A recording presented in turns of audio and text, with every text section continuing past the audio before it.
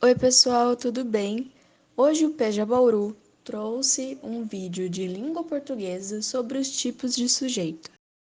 Nesse vídeo nós vamos abordar um pouco sobre como os sujeitos, os tipos de sujeitos, estão no nosso cotidiano. Quais são os tipos de sujeitos?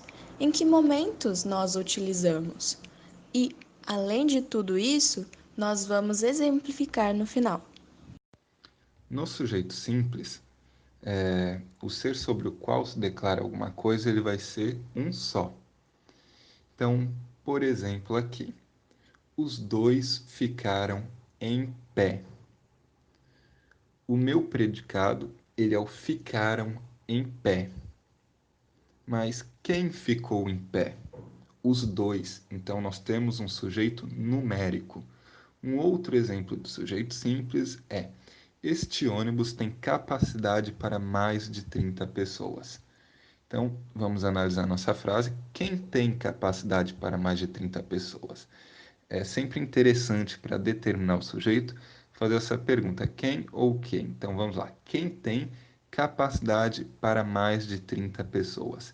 Este ônibus é quem tem capacidade para 30 pessoas. O ônibus, então, ele é o nosso sujeito. E o sujeito composto é quando nós temos mais de um sujeito na frase. Um exemplo é o seguinte: o motorista e a passageira se desentenderam.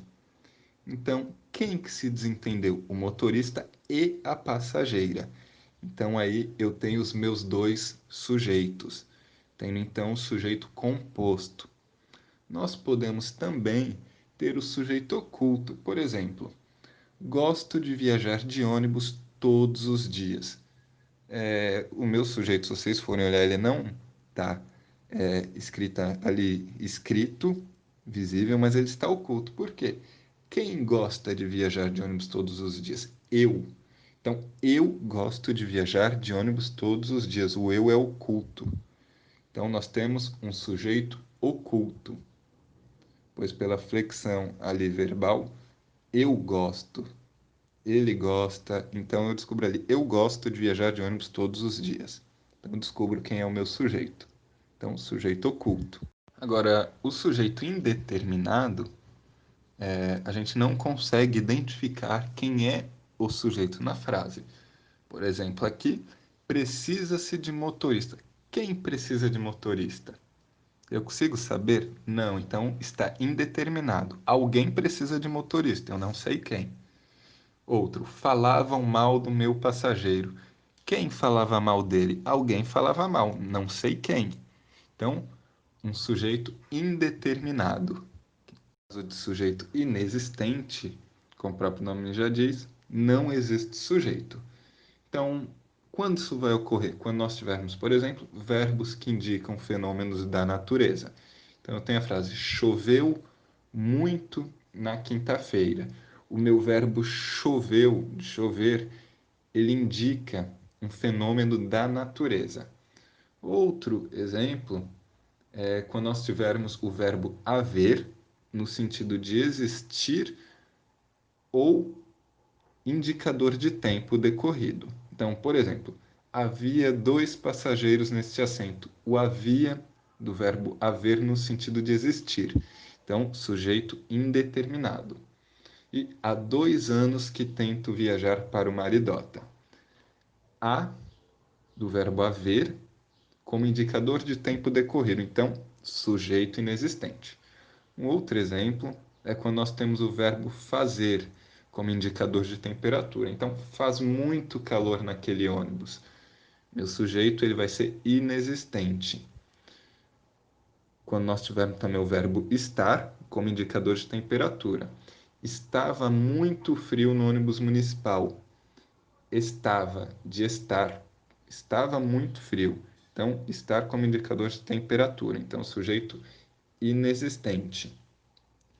E um outro exemplo aqui é os verbos bastar e chegar, no sentido de ser suficiente. Então, chega de história, faça o seu trabalho. Então, chega de ser suficiente, já tivemos história o suficiente, faça o seu trabalho. Então, esse chega é nesse sentido, de ser suficiente. Então, sujeito inexistente. E o basta de mentiras, você não me engana mais, é no bastar de ser suficiente. Então, sujeito inexistente. Oi, pessoal, meu nome é Mariana e hoje, para poder explicar um exemplo bem simples, eu trouxe uma situação aqui. Nessa situação, duas colegas elas se encontram no ponto de ônibus e se cumprimentam. Logo após as duas colegas se cumprimentarem, a Ana pergunta para Helena se ela saberia qual ônibus pegar para ir até o Largo do Mercado. E a Helena responde: Ana, pegue a linha 165. Como exemplo, eu trouxe essa frase que a Helena diz para Ana: Ana, pegue a linha 165.